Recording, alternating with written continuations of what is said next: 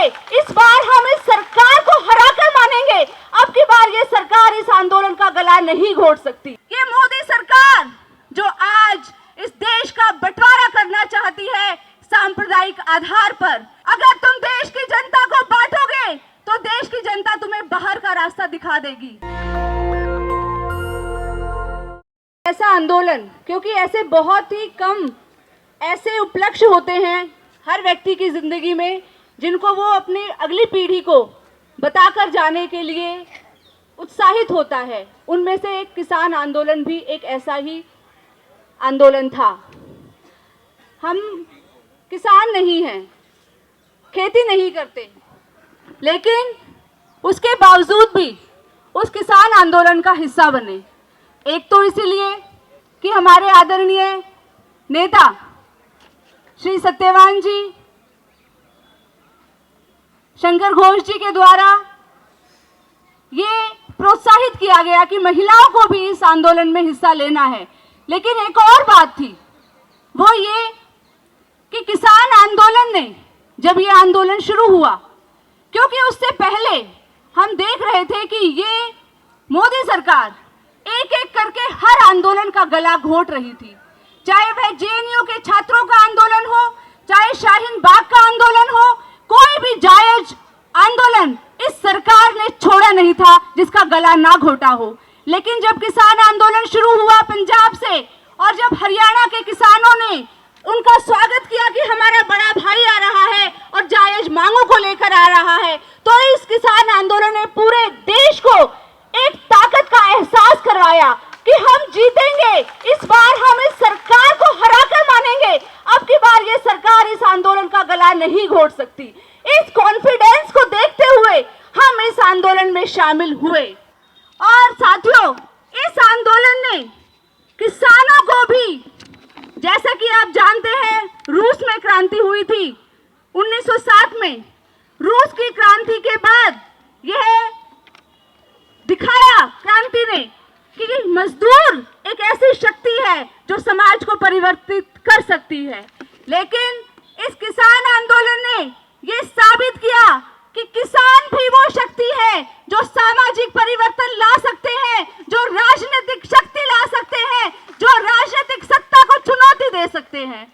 तो साथियों, ये आज जरूरत थी इस बात को साबित करने की, क्योंकि हमारे नेता आदरणीय शिवदास घोष ने कहा है कि जब तक किसान और मजदूर एक राजनीतिक शक्ति के रूप में उभर कर नहीं आते, तब तक जनता की समस्याओं का समाधान कोई नहीं कर सकता। और किसान आंदोलन के बाद हमने देखा कि इसी जगह पर जब देश की बेटियां, देश की पहलवान बेटियां जब अपनी अस्मत की लड़ाई लड़ रही थी, जब उनको धमकियां दी जा रही थी कि उनको आंदोलन नहीं करने दिया जाएगा, तो ये देश के किसान ही थे जिन्होंने आकर सरकार को कहा कि नहीं, तुम इन बेटियों को हटा नहीं सकते। वो किसान थे पंजाब और हरियाणा के जो उन बेटियों के साथ सबसे पहले आकर खड़े हुए थे। जब हरियाणा के अंदर नूह में इस देश की जो ये सत्ता है, सांप्रदायिक सत्ता, ये मोदी सरकार जो आज इस देश का बंटवारा करना चाहती है सांप्रदायिक आधार पर, क्योंकि इनके पास देने के लिए कुछ भी नहीं है, उस बंटवारे को अगर किसी ने जोड़ा तो वो थे इस हरियाणा और पंजाब और यूपी के किसान और राजस्थान के किसान, जिन्होंने मोदी सरकार को कहा था कि नहीं, तुम इस देश की जनता को बांट नहीं सकते हो। अगर तुम देश की जनता को बांटोगे तो देश की जनता तुम्हें बाहर का रास्ता दिखा देगी। ये जो सरकार की ये जो एक चाल थी, हरियाणा को भी हिंसा और सांप्रदायिक हिंसा की आग में झोंकने की, इन किसान, देश के किसानों को हम नमन करते हैं कि उन्होंने सरकार के इस जो ये एक मंसूबा लेकर चली थी उसको चकनाचूर कर दिया। साथियों, अब एक राजनीतिक शक्ति के रूप में किसान उभर चुका है और इस देश की महिलाएं, इस देश के छात्र, इस देश के युवा सभी इसको एक क्रांतिकारी शक्ति के रूप में, एक ताकत के रूप में देख रहे हैं। और हम आगे भी अपनी उम्मीद करते हैं कि जिस तरीके से MS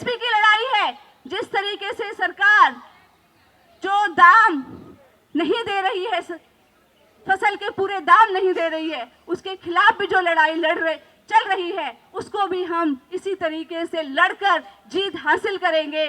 और इसके साथ ही मैं आप सभी का तहे दिल से धन्यवाद करती हूँ। और ये मैं एक आह्वान करती हूँ कि देश की महिलाएं किसानों के साथ हैं। जब भी आप लड़ाई लड़ेंगे, कोई जायज लड़ाई लड़ेंगे, देश की महिलाएं कंधे से कंधा मिलाकर आपके साथ उस लड़ाई में शामिल होंगी। इसी के साथ मैं अपनी बात खत्म करती हूँ। इनकलाब जिंदाबाद, किसान एकता, मजदूर एकता, महिला एकता जिंदाबाद। नेशनल दस्तक की आपसे गुजारिश है कि अगर इसको बचाना चाहते हैं तो नेशनल दस्तक को सब्सक्राइब करने के लिए रेड कलर के सब्सक्राइब बटन को दबाएं, फिर बेल आइकन की घंटी दबाएं। नेशनल दस्तक को बचाने के लिए बहुत जरूरी है कि हर खबर को शेयर करें, लाइक करें, कमेंट जरूर करें।